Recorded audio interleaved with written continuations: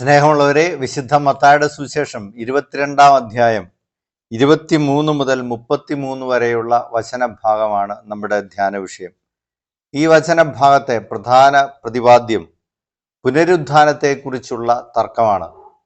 സദുക്കായരാണ് ഈശോയുടെ അടുത്ത് വിവാദവുമായിട്ട് എത്തുന്നത്.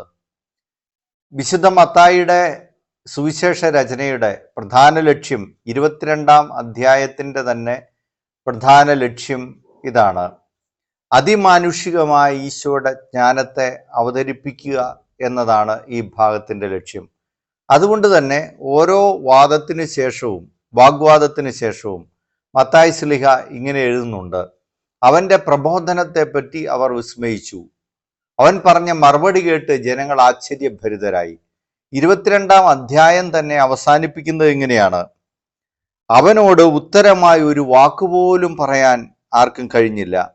അന്നു മുതൽ അവനോട് എന്തെങ്കിലും ചോദിക്കാൻ ആരും ധൈര്യപ്പെട്ടതുമില്ല. 22-ാം അധ്യായം 46-ാം തിരുവചനമാണിത്. അപ്പോൾ അതുകൊണ്ട് വിശുദ്ധ മത്തായിയുടെ സുവിശേഷകന്റെ പ്രധാനപ്പെട്ട രചനയുടെ ഉദ്ദേശം ഈശോയുടെ അതിമാനുഷികമായ ജ്ഞാനത്തെ അവതരിപ്പിക്കുകയാണ്. ഇതിന് തൊട്ടു മുമ്പ് ഒരു സംഭവം നടക്കുന്നുണ്ട്. അത് ഫരിസേയർ വന്ന് ഈശോയുടെ വാഗ്വാദത്തിൽ ഏർപ്പെടുന്നതാണ്. സീസറിന് നികുതി കൊടുക്കണമോ വേണ്ടയോ? അവിടെ ഈശോ അവരെ അത്ഭുതപ്പെടുത്തുന്ന രീതിയിലുള്ള മറുപടി കൊടുത്തു. സീസറിനുള്ളത് സീസറിനും ദൈവത്തിനുള്ളത് ദൈവത്തിനും കൊടുക്കുക. ഇത് അറിഞ്ഞിട്ടാണ് സദുക്കായർ വരുന്നത്. സദുക്കായർക്ക് അകമേ സന്തോഷമുണ്ടായിരുന്നു. കാരണം സദുക്കായരുടെ പ്രതിയോഗികളായിരുന്നു ഫരിസേയർ. രണ്ടു കൂട്ടരും ഉന്നത കുലജാതരാണ്, ഉയർന്ന ശ്രേണിയിലുള്ളവരാണ്. രണ്ട് കൂട്ടരിൽ നിന്നും പ്രധാന പുരോഹിതന്മാരുണ്ടായിട്ടുണ്ട്. പക്ഷേ നമ്മളെ സംബന്ധിച്ച് അത്ഭുതപ്പെടുത്തുന്ന ഒരു കാര്യം ഇതാണ്: ഇവരുടെ വിശ്വാസധാരയിൽ വ്യത്യാസം ഉണ്ടായിരുന്നു. സദുക്കായര് പുനരുത്ഥാനമില്ല എന്ന് വിശ്വസിച്ചിരുന്ന ആൾക്കാരായിരുന്നു. എന്നിട്ടും അവരുടെ ഇടയിൽ നിന്ന് പ്രധാന പുരോഹിതന്മാരുണ്ടായി. അതായത് ദൈവത്തിൽ വിശ്വസിക്കുകയും പുരോഹിത ശുശ്രൂഷ ചെയ്യുകയും അതേസമയം പുനരുത്ഥാനമില്ല എന്ന് ധരിക്കുകയും ചെയ്യുന്നതിൻ്റെ ലോജിക്ക് നമുക്ക് പിടികിട്ടാത്ത ഒരു ലോജിക്കാണ്. ഇങ്ങനെ ഒരു വിശ്വാസധാരയുമായിട്ട് എങ്ങനെ അധികകാലം മുമ്പോട്ട് പോകാൻ പറ്റും എന്ന് നമ്മൾ ചിന്തിക്കുമ്പോഴാണ് ജോസഫൂസ് എന്ന് പറയുന്ന യഹൂദ ചരിത്രകാരൻ നമുക്ക് വ്യക്തമായ ഉത്തരം നൽകുന്നത്. AD 70 ജെറുസലേം ദേവാലയത്തിൻ്റെ നാശത്തോടുകൂടെ ഇങ്ങനെയുള്ള വിചാരധാര, സദുക്കായർ എന്ന് പറയുന്ന ആ വംശം അത് നിലനിൽക്കാതെ പോവുകയാണ്. ആ വംശം അതോടുകൂടി തീർന്നു പോവുകയാണ്. എന്നാൽ ഈശോയുടെ പരസ്യ ജീവിതകാലത്ത് സദുക്കായർ പ്രബലരായിരുന്നു. അതുകൊണ്ടാണ് ഇവര് ഈശോയോട് ചോദിക്കുക, സംശയം ദൂരീകരിക്കുക എന്ന രീതിയിൽ അതേസമയം ഈശോയെ വാക്കിൽ കൊടുക്കാനും ഉള്ള ഉദ്ദേശത്തോടു കൂടി ഇങ്ങനെ ഒരു ചോദ്യമായിട്ട് വരുന്നത്.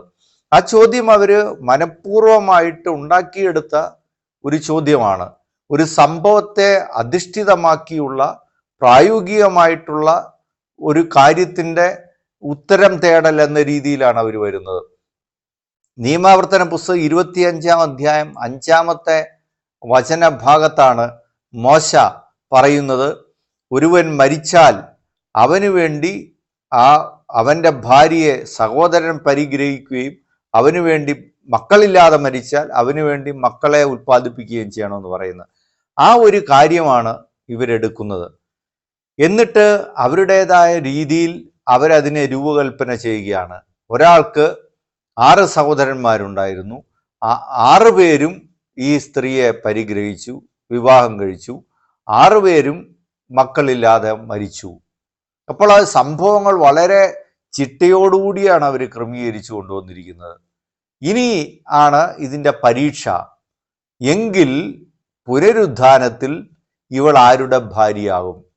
അപ്പോൾ ഇത്രയും ഇവരുണ്ടാക്കിയപ്പോൾ ഇനി പുനരുത്ഥാനമുണ്ടെന്ന് പറഞ്ഞാൽ അത് അസംബന്ധമാകും എന്ന രീതിയിലാണ് ഈ സംഭവത്തെ അവർ രൂപകൽപ്പന ചെയ്തുകൊണ്ട് വന്നത്. കാരണം പുനരുത്ഥാനമുണ്ടെങ്കിൽ ഈ സ്ത്രീയും 6 സഹോദരന്മാരും 7 പേരും ഉയർത്തെഴുന്നേൽക്കുമല്ലോ.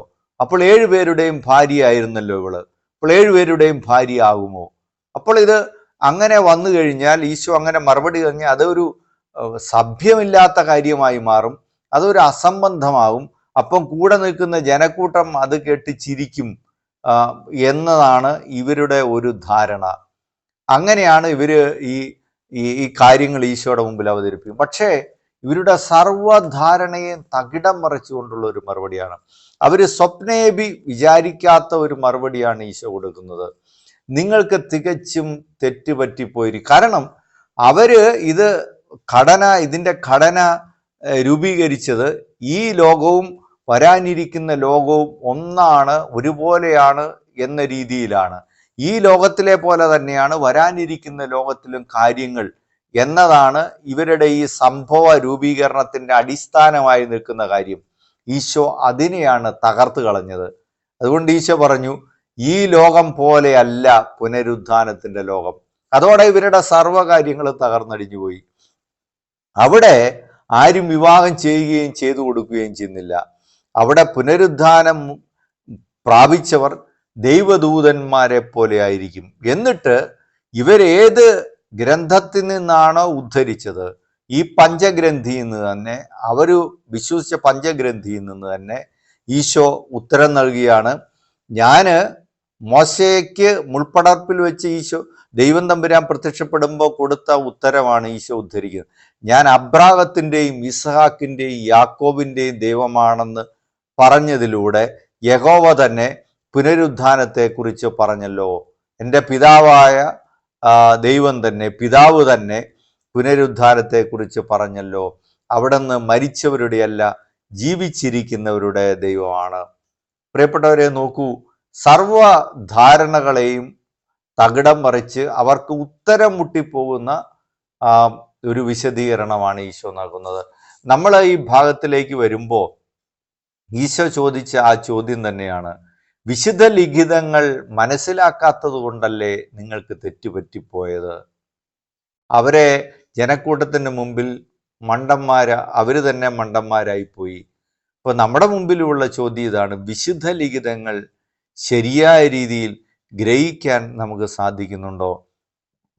മൃതസംസ്കാര ശുശ്രൂഷയുടെ സമയത്ത് പള്ളിയിൽ നിന്ന് മൃതശരീരം ദേവാലയത്തിലേക്ക് സംഭവിക്കുമ്പോൾ പാടുന്ന ഒരു പാട്ടുണ്ടല്ലോ, തിരുലിഖിതങ്ങൾ വായിച്ചവതൻ വ്യാഖ്യാനങ്ങൾ ശരിയായി നൽകാൻ നിങ്ങൾക്കിനിയും കഴിവില്ലേതും. നമുക്ക് വിശുദ്ധ ലിഖിതങ്ങൾ വേണ്ട രീതിയിൽ മനസ്സിലാക്കാൻ കഴിയാതെ പോകുമ്പോഴാണ് നമുക്ക് തെറ്റുകൾ പറ്റിപ്പോകുന്നത്. നമ്മുടെ മുമ്പിലുള്ള അടുത്ത ചോദ്യം ഇതാണ്, ഈ ലോകത്തിൽ നിന്ന് അപ്പുറത്തേക്കുള്ള ലോകത്തെക്കുറിച്ച് നാം ചിന്തിക്കുന്നുണ്ടോ? ആ ലോകത്തെക്കുറിച്ച് നമ്മൾ മറ്റുള്ളവരോട് പറയുന്നുണ്ടോ? സെമിത്തേരികൾക്കപ്പുറത്തേക്ക് നിൽക്കുന്ന ദൃഷ്ടികൾ നമുക്കുണ്ടോ? നമ്മുടെ മുമ്പിലുള്ള ആളുകൾക്കുണ്ടോ? നമുക്ക് ഓരോരുത്തർക്കുണ്ടോ? മാതാപിതാക്കന്മാർക്കുണ്ടോ? അത് മക്കളെ പഠിപ്പിക്കുന്നുണ്ടോ? പ്രിയപ്പെട്ടവരെ നോക്കൂ, ഈ കാലത്ത് സെമിത്തേരിയിലേക്ക് പോലും ദൃഷ്ടികൾ പായിക്കാത്ത ആളുകളാണ് കൂടുതൽ. ഈ ലോകത്തിനപ്പുറം ഒരു ലോകമുണ്ട് എന്ന് ചിന്തിക്കാത്തവരുടെ എണ്ണം കൂടുകയാണ്. നമ്മൾ കോളേജുകളിലേക്കും സ്കൂളുകളിലേക്കും ഒക്കെ നോക്കുമ്പോൾ അടിച്ചു പൊളിച്ച് ജീവിച്ചാൽ പോരെ എന്ന ഒരു ചിന്തയുമായിട്ട് നടക്കുന്ന യുവജനങ്ങളുടെ എണ്ണം കൂടുകയാണ്. ഒരധ്യാപകൻ വളരെ വിഷമത്തോടുകൂടി പറഞ്ഞാണ്, പ്രാർത്ഥനയ്ക്ക് വേണ്ടി ഒരു കുട്ടിയെ വിളിക്കുമ്പോൾ, sir I am an atheist, I am not a believer എന്ന് പറഞ്ഞത് കേട്ടിട്ട് വളരെ ദുഃഖമുണ്ടായെന്ന്. പ്രാർത്ഥനാ സന്ദർഭങ്ങളിലൊക്കെ നമ്മുടെ യുവജനങ്ങൾ അത്തരം അവസരങ്ങളിൽ നിന്നൊക്കെ മാറിപ്പോകുന്നതെന്ന് കണ്ട് നമ്മൾക്ക് ദുഃഖങ്ങൾ തോന്നുന്നില്ലേ? ഈ മാതാവിൻ്റെ തിരുസ്വരൂപം എഴുന്നള്ളിച്ചു കൊണ്ട് പോകുന്നതിൻ്റെ പിറകെ ഒരിക്കൽ ഞാൻ കണ്ടതാണ്, കുറച്ച് കുട്ടികൾ, യുവജനങ്ങളാണ്, അവർ ഒരു പ്രത്യേക രീതിയിലുള്ള ബനിയൻ ഇട്ടിട്ട് തലയിൽ ഈ ചുമന്ന കൊമ്പുകൾ ഘടിപ്പിച്ചിട്ട് ആ ബനിയനിൽ എഴുതി വച്ചിരിക്കുന്നതാണ് വി ആർ ബാഡ് ബോയ്സ് എന്നാണ്. ബാഡ് ബോയ്സ് എന്നുള്ള ആ ബനിയനിട്ട് ഒരു സംഘം ആൾക്കാർ ഇങ്ങനെ പോവുകയാണ്. അപ്പോൾ വരാനിരിക്കുന്ന ലോകത്തെക്കുറിച്ച് യാതൊരു ചിന്തയുമില്ലാത്ത, ഈ ലോകം കൊണ്ട് തന്നെ എല്ലാം തീർക്കണം എന്നുള്ള ധാരണയിൽ പോകുന്ന ആളുകളുടെ എണ്ണം കൂടുകയാണ്. ആരാണ് ഒരു മനുഷ്യനെ കുറിച്ച് നമുക്ക് പറയാവുന്ന ഏറ്റവും മോശം കമന്റ് എന്താണ് എന്ന ഒരു ചോദ്യത്തിന് ഒരു ഗുരു പറയുന്ന ഉത്തരം ഇതാണ്, ഈ ലോകത്തിനപ്പുറം എന്തെങ്കിലും ഉണ്ട് എന്ന ഒരു ധാരണ തരാത്ത മനുഷ്യൻ. അങ്ങനെ ഒരു മനുഷ്യനെക്കുറിച്ച് നമുക്ക് പറയാവുന്ന ഏറ്റവും മോശം കമൻ്റ് അതാണെന്ന് ആ ഗുരു പറയാണ്. എന്താണ് ഏറ്റവും നല്ല കമൻ്റ് അങ്ങനെയെങ്കിൽ എന്ന് പറയുമ്പോൾ ആ മനുഷ്യൻ പറയാണ്, ഈ ലോകത്തിൽ ദൈവത്തിൻ്റെ ചാരനായി ജീവിച്ചവൻ. അപ്പോൾ അങ്ങനെയുള്ള ഈ ലോകത്തിനപ്പുറത്തേക്കുള്ള ചിന്തകളിലേക്ക് ആളുകളെ കൊണ്ടുവരാൻ നമുക്ക് സാധിക്കുന്നുണ്ടോ? നമ്മളത് പരാജയപ്പെട്ടു പോവുകയാണോ? എത്രയോ തരത്തിലുള്ള നിരീശ്വരവാദ ഗ്രൂപ്പുകളിലേക്ക് ആൾക്കാർ പോകുന്നു. എസൻസ് ഗ്ലോബൽ എന്ന് പറയുന്ന ഈ നിരീശ്വരവാദ സംഘത്തിൻ്റെയൊക്കെ ആ ഗ്രൂപ്പുകളിൽ ലക്ഷക്കണക്കിന് ആൾക്കാരാണ്. അതിൻ്റെ വീഡിയോസൊക്കെ കാണുന്ന യുവജനങ്ങളുടെ എണ്ണം അനിയന്ത്രിതമായി കൂടുകയാണ്. ചില വീഡിയോകളിലൊക്കെ 14-15 ലക്ഷം പേര് വരെയാണ് അത് കാണുകയും സബ്സ്ക്രൈബ് ചെയ്യുകയൊക്കെ ചെയ്യുന്നു. അത്തരത്തിൽ നമ്മൾ ഈ ലോകത്തിനപ്പുറത്തേക്കുള്ള ചിന്തകൾ നമുക്ക് നഷ്ടപ്പെട്ടു പോകുന്ന ഒരു കാലമാണത്. അത്തരം പ്രവണതകൾ വർദ്ധിക്കുന്നതിൻ്റെ ഒക്കെ നടുവിൽ ഈശോ പുനരുദ്ധാനത്തെക്കുറിച്ച് പറയുന്ന ഈ പ്രബോധനം പ്രധാനമാണ്. പൗലോസ്ലീഹയാണല്ലോ പറയുന്നത്. ക്രൈസ്തവ വിശ്വാസത്തെക്കുറിച്ച് പൗലോസ്ലീഹ പറയുന്നുണ്ട്, ഈശോ ഉയർത്തെഴുന്നേറ്റില്ലെങ്കിൽ ഞങ്ങളുടെ പ്രസംഗം വ്യർത്ഥമാണ്, നിങ്ങളുടെ വിശ്വാസം നിഷ്ഫലവുമാണ്. പുനരുദ്ധാനത്തെക്കുറിച്ച് കൊറിന്തോസുകാർക്ക് എഴുതിയ ലേഖനം 1-ാമത്തെ ലേഖനം 15-ാം അധ്യായത്തിലാണ് പറയുന്നത്. മനുഷ്യ ശരീരമുണ്ട്, ദൈവശരീരമുണ്ട് എന്ന് പറയും യുക്തിഭദ്രമായ രീതി അവതരിപ്പിക്കുന്നുണ്ട് പൗലോസ്ലീഹ. എങ്ങനെ ഒരു വിത്ത് അഴിഞ്ഞിട്ട് ആ വിത്തിൽ നിന്നൊരു മരം, ഒരു ചെടി വളർന്നു വരുന്നത് പോലെയാണ്. Subscribe now and press the bell icon. Never miss an update.